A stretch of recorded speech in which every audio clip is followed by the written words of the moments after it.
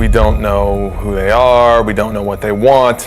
Aliens invading the Earth and the Earth's last stand. What we do know is that they're taking people.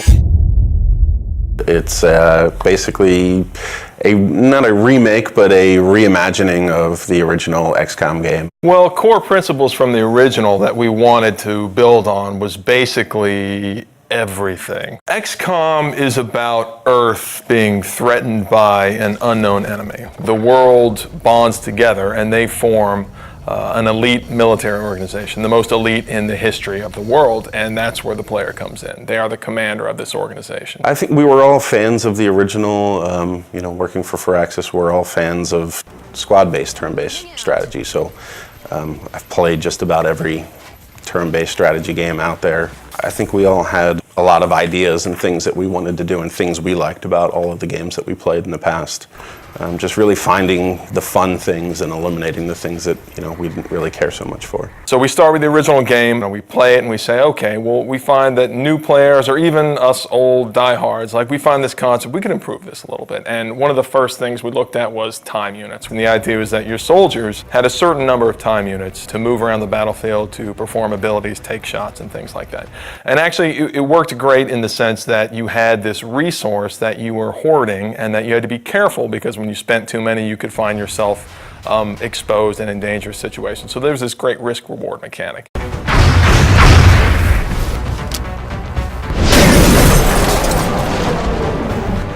We said, okay, how can we simplify that and sort of free up all that headspace that takes up in the player's head? We sort of turned the time units into a simplified version where the player has a number of moves that they can perform per turn, and they can choose to move, they can choose to move and shoot, they can choose to move really far, and then based on different abilities their soldiers have, maybe they can use those abilities to do different things. But it still has that great risk-reward mechanic. Look, I need to run really far this time, but when you do that, you're always taking the cost that you're not going to be able to shoot, and then you're going to find yourself in a difficult tactical position.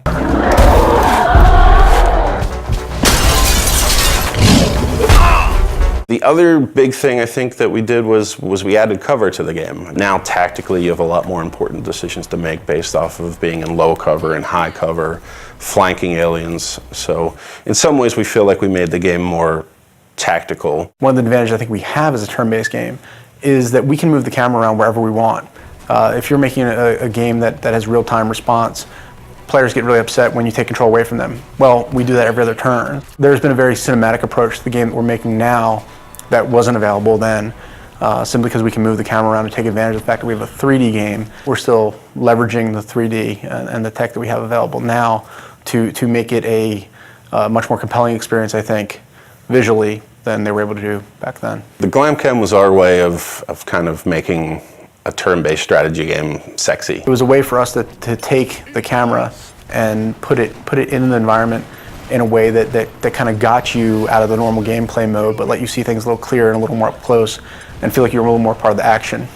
The idea is that when your soldier goes to take a cool shot, then the camera can drop in, and we've got these great dramatic scenes where your sniper's lining up this super long shot and you'll see it fall right down the barrel.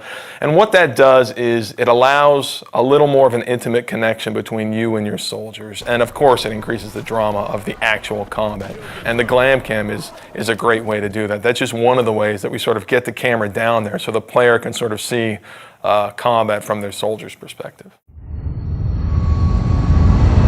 The base was a really unique challenge for us to design. When we started on it, it was flat and more like a level in the game. And we really wanted to have base building, but we ran into some really difficult challenges on it being flat and working more like a level. And at a certain point, a couple of my guys had come in and they said, you know what, we keep talking about this as an ant farm. Why don't we make it like an ant farm? It is very much, the G.I. Joe base that the kid down the street had that you didn't have, that you got to play with every once in a while if you went to his house. So when we made it, that was one of the things I think really stands out. I think it's a really unique feature to the game. It allows us a lot of flexibility for optimization and for the player to be able to build and expand. And it's a really different, I haven't seen represented that way really ever. And on top of that, they're actually expanding the structure, customizing the facilities that they're adding to their base. We want them to be able to see their soldiers interacting and their scientists, and so I think it's this really neat moment where you get into the game and you have this physical structure that you've customized and you've made the decisions about what you want to focus on, and then you can see your soldiers that you've leveled up and you've grown attached to, you can see them interacting, and it's something that I think we're really proud of. We're really excited for people to see.